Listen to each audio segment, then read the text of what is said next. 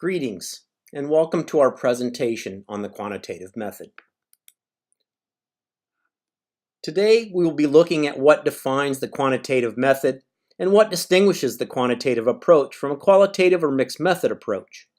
We will look at some important aspects of the quantitative method, such as the significance of random sampling, the need to clearly identify all of the variables involved, and we will spend some time outlining the various types of research designs which fall under the umbrella of the quantitative method. We will conclude with a summary and leave you with our contact information and references should you wish to contact us or conduct further research on your own.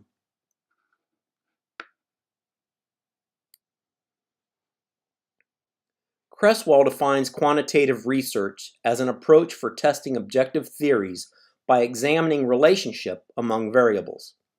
He also informs us that it originated from a post-positivism philosophy and that it consists of a deductive approach to study or research.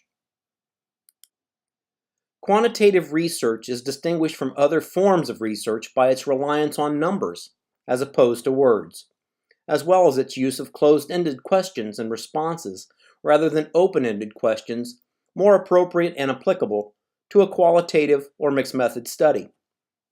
So it follows that this method would also employ a host of measurements, instruments, and statistical procedures to collect and gather data, which is then analyzed in order to produce findings that either support or refute the hypotheses originally proposed.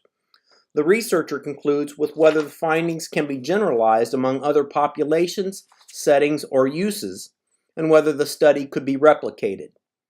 Often, certain situations occur which limit the study's application to wider audiences or affect the validity of the results and thereby prevent its wider application to other populations. Another important aspect or characteristic within the quantitative method is what is referred to as random sampling, where we strive to ensure that each individual in the population has an equal probability of being selected, thereby establishing a systematic or probabilistic sample. There are also several types of variables common among research designs. Let's look at each one briefly now before turning our attention to the various quantitative designs. Chief among them is the independent variable, which are those that likely cause, influence, or affect outcomes. They are also called treatment, manipulated, antecedent, or predictor variables. Dependent variables are those that depend on the independent variables. They represent outcomes or results of the influence of the independent variables. They may also be referred to as criterion, outcome, effect, or response variables. Intervening or mediating variables stand between the independent and dependent variables. Creswell presents a great example by describing students doing well on a test, representing the result or dependent variable, as possibly the result of studying the independent variable, but that the result could have occurred as a result of the added fact that the study helped them organize their thoughts, an intervening variable that could easily be overlooked, and a faulty conclusion drawn. Moderating variables affect the strength and/or relationship between independent and dependent variables. These are new variables constructed by the researcher by taking one variable and multiplying it by another variable to determine the combined impact of both on the dependent variable. There are also two special types of independent variables which play an active role in quantitative studies. The control variable, which is measured to determine whether they are influencing the dependent variable, and the confounding or spurious variable that is not measured, since they cannot be directly detected, but which in the researcher's view may have operated in the background and indirectly contributed to relationships between independent variables and the dependent variable, for instance, something such as a discriminating attitude. As we will see, we must also strive to ensure validity is incorporated into our research design from the very start. Now, let us turn our attention to the actual designs used in quantitative research. This presentation provides an overview of 5 quantitative approaches, and you can see them listed here. These designs are classified under quantitative methods because, as Creswell stated, they each employ a methodology centered upon reducing a parsimonious set of variables, tightly controlled through design or statistical analysis, while providing measures or observations for testing a theory. Gilner, Morgan, and Leach tell us that research questions, simply by how they are framed, will determine the research design. Therefore, one must focus on what is being asked and be familiar with the different research methodologies in order to choose the appropriate study design. Designs usually address three types of questions about the variables and/or population. These would be descriptive questions addressing the who or what is being studied, as well as relationship questions intended to determine how people and/or the variables relate to one another, and causality questions employed to explore what causes something to occur. There are many more quantitative designs than the ones listed here. However, our group will highlight 5 of these designs, beginning with the experimental design. Experimental design includes true experiments and less rigorous experiments called quasi-experiments. Experimental design is perhaps the first research design that comes to mind when thinking of quantitative methods. It involves conducting actual experiments whereby one isolates a single variable, a dependent variable, and changes an independent variable to determine what effect takes place. For instance, does the outcome or result improve? Can we spot a trend in a given direction? Can we use the data to substantiate, confirm, predict, or refute something? We do this by applying the same method or procedure to isolate a single independent variable in order to measure, determine, or predict the change made upon the dependent variable during the experiment and matches our stated hypotheses. Creswell informed us that the basic intent of an experimental design is to test the impact of a treatment or an intervention on an outcome, controlling for all other factors that might influence that outcome. As you can see, here is a listing of the components within an experimental study. Let us look now at each component more closely. We will start with the participants.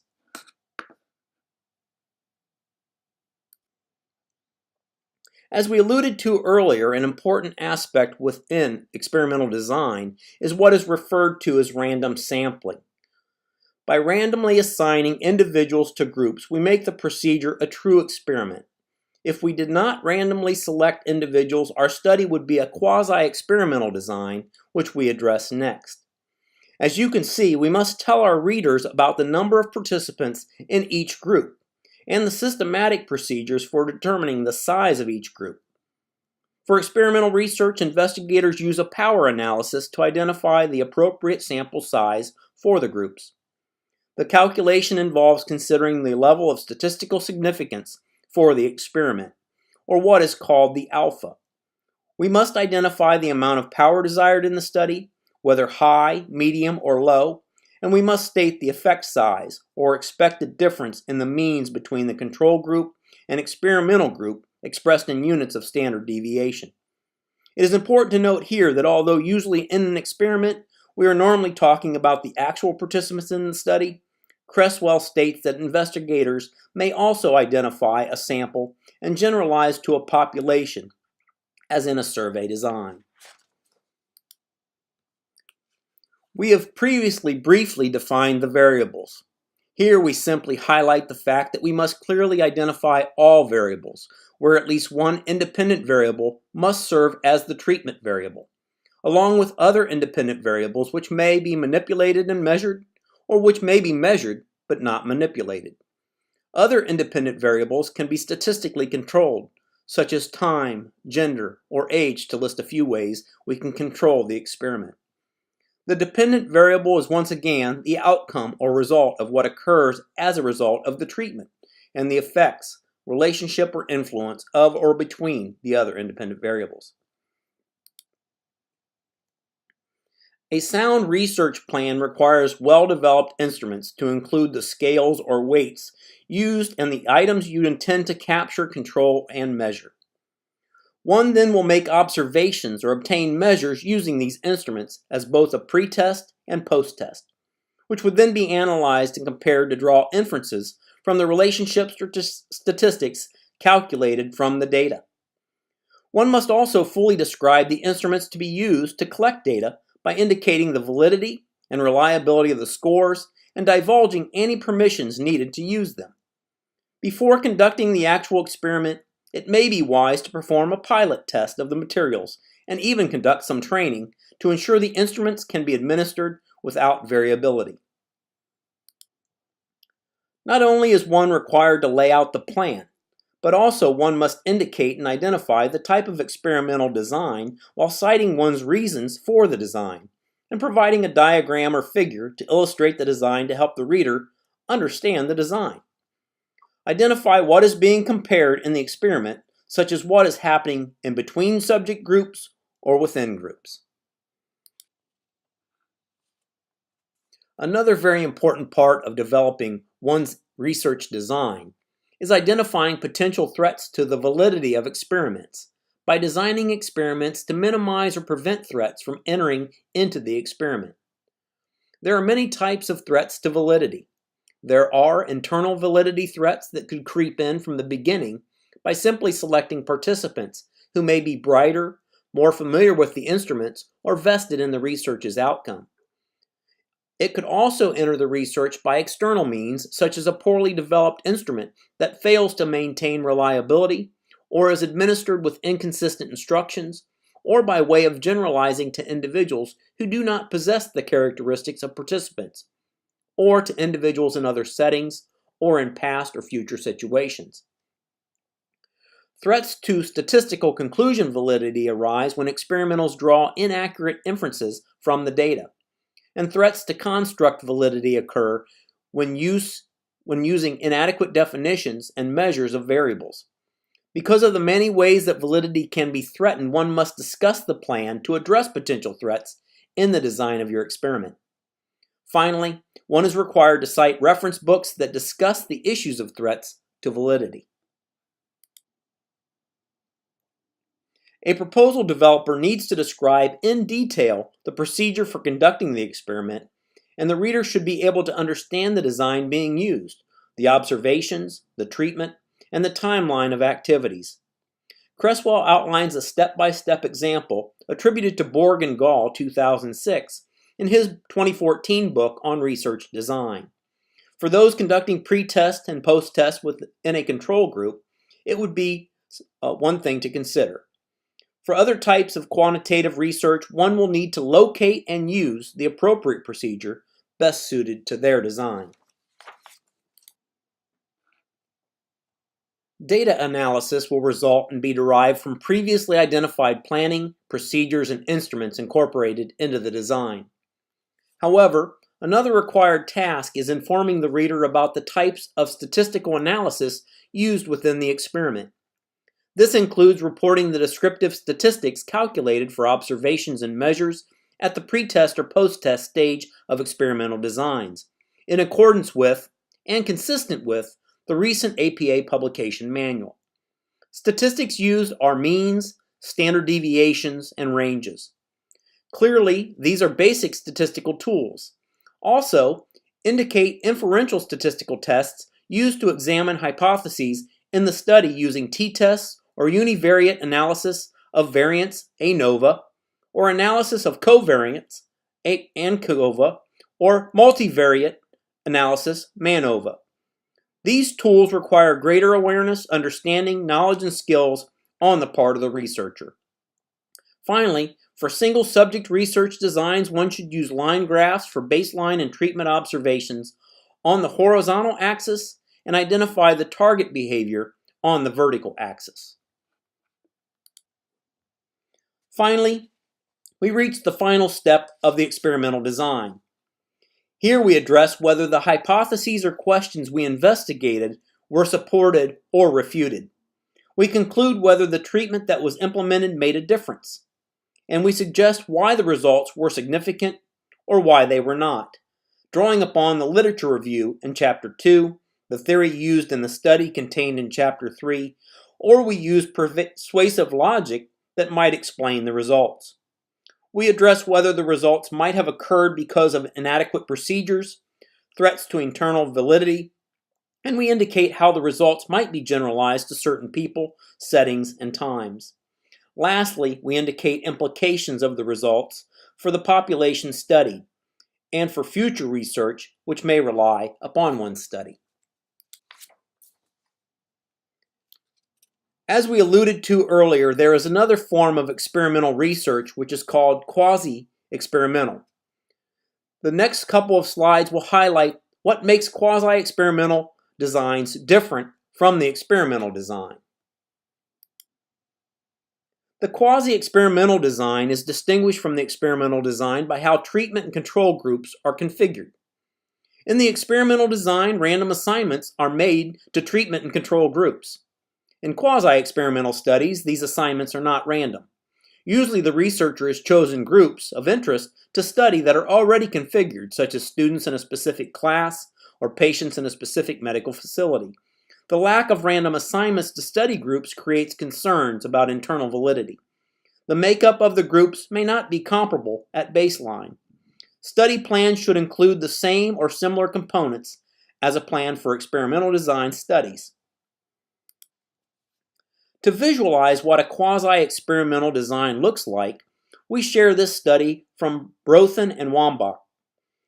The purpose of the study is to test the theory that if students knew they would have a time limit for taking a test, they were more likely to study before starting the quiz. To test this theory, students in two different sections of a psychology class were studied. One section was given a time limit, the treatment group, and the other section was not given a time limit, the control group. Here you see that there are treatment and control groups, same as in the experimental designs. However, the makeup of the groups were predetermined by life, separate and apart from the study. Also, like the experimental design, there are independent and dependent variables. Whether or not a time limit was given served as an independent variable, and the student scores and length of time taking the quizzes were the dependent variables. The treatment group was given a time limit, and the control group was not. Performance within and between the groups was evaluated. The result was that the treatment group performed better than the control group, higher scores and shorter time to complete the test. Next, let's move on to the descriptive design. The design is sometimes referred to as non-experimental. Let's see why. By definition, descriptive designs are based on research questions that use only descriptive, not inferential statistics. Descriptive statistics such as averages and percentages summarize data from the current sample of participants without making inferences about the larger population of interest. In the purely descriptive approach, no formal comparisons or associations are made. Pure descriptive designs are non-experimental studies. Non-experimental studies are ones where a predictor or independent variable or group of subjects are not manipulated by the researcher. These variables are called attribute or passive variables. Examples would be things like sex, race, or gender. In non-experimental designs, no formal comparisons between groups or variables are made. Rather, summaries of information such as demographics are provided. The goal here is not to determine cause and effect. Another quantitative method we will present to you is the correlation design. Here you can see the textbook definition of correlation design. I will not read it verbatim, but simply state that it involves the systematic investigation of relationships between or among two or more variables to determine, 1, if a relationship exists, and further determine the type of relationship, either positive or negative, as well as the degree or strength of the relationship. The primary intent of correlational studies is to explain the nature of relationships, not to determine cause and effect. The purpose for correlational research is to explain the nature of relationships as a basis for hypothesis testing and hypothesis generation. Also, it seeks the association between variations in one variable with variations in another variable. Covariation can exhibit either direct, positive, or indirect, negative relationships. Covariation can provide evidence of the strength of relationships, and correlational analysis is based on the correlational statistics ranging between -1 and +1. Therefore, the strength of the relationship is described by how close the correlation coefficient is to ±1. Typically, correlation coefficients are less than perfect and are expressed as decimals such as 0.97 and -0.43. A negative correlation indicates that variable x increases as variable y decreases. A positive correlation indicates that variable x increases as variable y increases. Next, we look at three different types of correlational designs: descriptive, predictive, and model or theory testing. Descriptive correlational design describes and explains the nature of existing relationships without necessarily understanding the causal factors that underlie the relationship. It is also used as an exploratory study used to generate hypotheses. Now, take a look at the predictive correlational design. As suggested in the title, this type of design is used to predict the value of one variable on the basis of values obtained from another variable or variables. Prediction is one approach to examining causal relationships between variables. Because causal phenomena are being examined, the terms dependent and independent are used to describe the variables. The dependent variable is the variable to be predicted, which is the aim of the design. It is used to establish the predictive validity of measurement scales. The independent variable is all the others, those that are predictors. This design is used to establish the predictive validity of measurement scales. The last and third type of correlational design is the model or theory testing design. The purpose of this design is the testing of theory. The researcher chooses specific variables for study, expecting an observed relationship based on a deductive hypothesis. This particular type of design requires complex multivariate analysis techniques, depending on the nature of the variables and the complexity of the hypotheses drawn from the theory. A major weakness of correlational design would be considered its inability to establish cause and effect relationships. Despite this weakness, correlational designs have their place in research because of the scant amount of research done on the relationships between variables and how they occur in nature. Many of these studies are based on established research that may contain bias in the data. Portney and Watkins summed up the difficulty when working with this particular design and the inherent difficulty of interpretation by stating, "The complexities of human nature and clinical phenomena and the intricate interrelationships that exist among attitudes, behaviors, physical and psychological characteristics, and the environment present special interpretive problems for correlational analysis."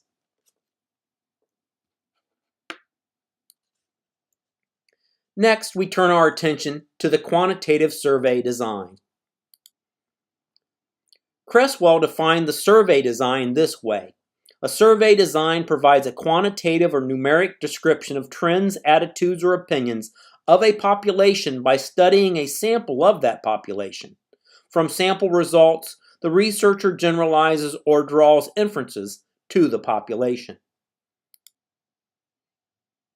The format for a survey method design is pretty well established into a standard format. The components are the survey design, the population and sample, instrumentation, variables in the study, and data analysis and interpretation. In a proposal or plan, the beginning of the methods section serves to acquaint the reader with the basic purpose and rationale for why you decided to use survey research. To identify the purpose of the survey research, the researcher needs to generalize from a sample to the larger population, so inferences can be made about the population. Next, the researcher needs to indicate why a survey is the preferred type of data collection for the study. Consider advantages such as the economy of design and quick turnover and data collection. This allows a small group to reflect a larger population.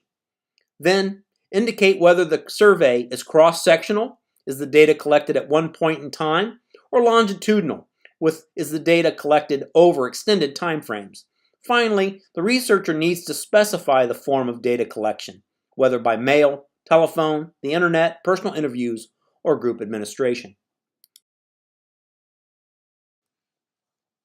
The next component is the population and sample. State the size, if possible, and identify how you identify individuals in the population. Make reference to lists used for potential respondents. Identify whether sampling design is single-stage or multi-stage, such as clustering. Single-stage, the researcher has access to names in the population and can sample directly. Identify sample selection processes for individuals, whether randomly, systematically, or using convenience samples. Random samples, as you may recall, give each individual equal probability of being selected. A systematic sample process selects a starting point, then selects every X numbered person on the list, such as 1 out of every 80th person. And a convenience sample process is less desirable because it is a non-probability sample, such as respondents are chosen based upon their convenience and availability. Will the study involve stratification of a population before selecting the sample? Stratification ensures specific characteristics are included in the study to reflect the true proportion in the population. In single-stage sampling, the researcher has access to the names in the population and can sample directly. And in the multi-stage sampling or clustering, the researcher first identifies clusters and samples within them. Again, the most rigorous method is using a random sample. Finally, indicate sample size and procedures used to compute this number. Procedures have been developed to compute sample size, so research can be done using a fraction of the population. Also, first determine acceptable margins for error. Second, determine the confidence interval for the margin of error. And third, estimate the percentage of your sample that will respond in a given way. With that information, you can determine the sample size needed. To ensure the data collection is rigorous and the research is reproducible, the person who designed the instrument needs to describe the instrument clearly. Name the survey instrument used to collect the data. Is it modified or intact? Does the researcher have permission to use it? Is it an assembly of several instruments? More recent instruments include online survey products that can generate results, reports, and graphs. The researcher must also ensure the existing instrument has established validity and reliability in quantitative research. Cresswell mentions 3 traditional forms of validity to look for, and they are content validity, predictive or concurrent validity, and construct validity. To be thorough in your data collection, you should provide an accurate description about the survey instrument used in the study. Finally, one must identify steps for administering the survey and for the follow-up to ensure high response. Next, we will look at the variables in the study. Variables need to be related to specific questions or hypotheses on the instrument. Also, the study should include a table and a discussion to cross-reference the variables, questions, or hypotheses as well as specific survey items. Our final topic we will discuss is data analysis and interpretation steps. It's important to note the response, including sample members that did not return a survey. One must discuss how response bias will be determined. Bias means that if non-respondents had responded, their responses would have substantially changed the overall results. Procedures to check for response bias may be done with wave analysis or respondent/non-respondent analysis. Provide descriptive analysis of data for independent and dependent variables. If you use weighted factors, scores, or scales, be sure to identify the statistical procedure used and mention how you will seek to ensure reliability and internal consistency is maintained. Also, identify statistics and the statistical computer program for testing the major inferential research questions or hypotheses in the proposed study. And finally, present results in tables or figures, and interpret the results, for example, draw conclusions, and discuss implications. Today we looked at the quantitative method. We began by defining it as an approach for testing objective theories by examining relationship among variables. We spoke briefly about the significance of random sampling and how the lack of random sampling is among the chief differences between quasi-experimental designs and the other designs. We noted that the quantitative method is distinguished from other forms of research by its heavier reliance on numbers as opposed to words, as well as its use of closed-ended questions and responses, rather than open-ended questions more appropriate and applicable to a qualitative or mixed method study. We also mentioned that quantitative methods involve a variety of measurements, instruments, and statistical procedures requiring some advanced skills in research methodologies. Universal to each of the designs was the need to clearly lay out the plan, procedures, and how the data would be obtained and used. And lastly, we discussed that it is important to inform readers as to whether the findings can be generalized to other populations and if the study could be replicated or not. Here you can see the names of those responsible for this presentation. Nancy Flanagan from the Commonwealth of Virginia, Scott Spiridigliozzi from the great state of Ohio, and yours and his truly, Stephen Halstead from the Sunshine State.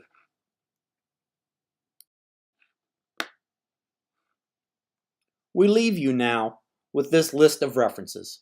Thank you.